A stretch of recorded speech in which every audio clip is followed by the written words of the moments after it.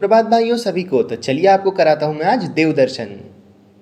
तो सुबह उठने के साथ मुझे हो गए दो देव दर्शन। एक तरफ तो इंद्रदेव बरसा रहे थे झमाझम पानी, और दूसरी तरफ हमारी माताएं बहनें कर रही थी कलश यात्रा। और देखिए इतनी बरसात होने पर भी हमारी माताएं बहनें आराम से ले रही थी कलश यात्रा का आनंद। यही तो है हमारी सनातन धर्म की खासियत कि परिस्थिति चाहे कैसी भी हो, हम अपने धर्म में सदैव आनंदित ही रहते हैं।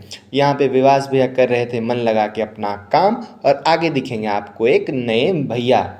ये नए नहीं है, इनका और हमारा साथ बहुत ही पुराना है। इनका नाम है सेखू भैया। ये कुछ दिन के लिए चल गए थे बाहर गांव, इसीलिए आपको नहीं दिख रहे थे, मगर अब से अक्सर ये आपको हमारे व्लॉग में ज़रूर दिखेंगे। और यहाँ पे बैठे हुए थे एक अंकल जो अपना बना रहे थे, प्रोटीन बनाने की कर रही थी तैयारी। और ये मुझे बता रहे थे बगैरी पंछी के बारे में, जो अब सरकार के आरक्षण में आ गई है, क्योंकि लोगों ने इसे अपना इतना अच्छा डिनर बना लिया कि ये अब लुप्त होने की तादाद में आ गई है।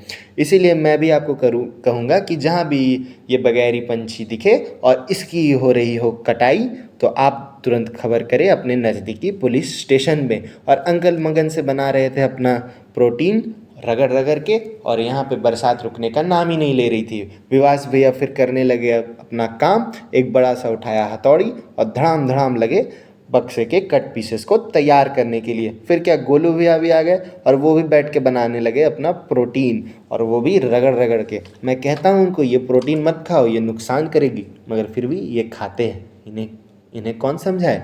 फिर विवास भैया कर रहे थे अपना काम और गोलू भैया कर रहे थे उन्हें परेशान। फिर कुछ अंकल आए और ये लाल झंडी लेके पता नहीं कहाँ जा रहे थे, मुझे समझ ही नहीं आया। मगर फिर थोड़ी देर बाद ये हमारे साइड से पार हुए, फिर पता चला ये कुछ का आंदोलन कर रहे। यहाँ पे अंकल काट रहे थे मच्छी, और ये शायद थी कतला मछली, और ये भैया ले रहे थे मछली। और फिर आ गए हमारे पास एक कस्टमर, इनको हमने किया एक बॉक्स को टोटो में लोड। इन्होंने लिया था कलर बक्सा। और ये हमारे बिल्लू भाई, ये हमेशा सोए रहते हैं, इनको कोई काम धंधा नहीं है, बस ये खाते हैं पीते हैं और सोते हैं। फिर क्या पानी फिर से हो गई थी चालू। फिर मुझे समझ में नहीं आ रहा था मैं क्या करूँ, तो फिर मैंने ले लिया गोलू भैया का एक शॉट। वो भी कर रहे थे आराम से काम, और फिर मैं करने लगा सौंदर्य दर्शन अपने केंदुआ की सुंदरता की। फिर मैं आ गया भैया की तरफ। यहाँ पे भी झमाझम हो रही थी पानी। भैया दुकान में थे नहीं, भैया चल गए थे थोड़े काम से बाहर, तो मैं ही उनकी दुकान को देख रहा था। उसके बाद हो गई शाम, मुझे तलब उठी चाय की, तो मैंने एक ऐसी चाय बनाई जिसे आप पीते तो आप भी बोलते वाह भाई क्या चाय बनाई। मैंने लिया फिर चाय का आनंद। फिर एक आ गए भैया, उनको हमने दिया एक छोटा वाला फोल्डिंग खटिया, और उनको बहुत समझाने बुझाने के बाद भैया ने लिया ये फोल्डिंग खटिया, उनसे लिया हमने पैसे। और फिर मैं आ गया दुकान।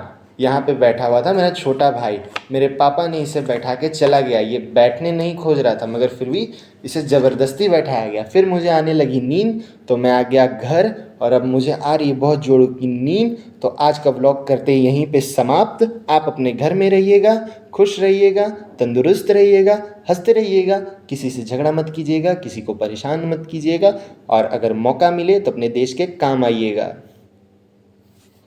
धन्यवाद।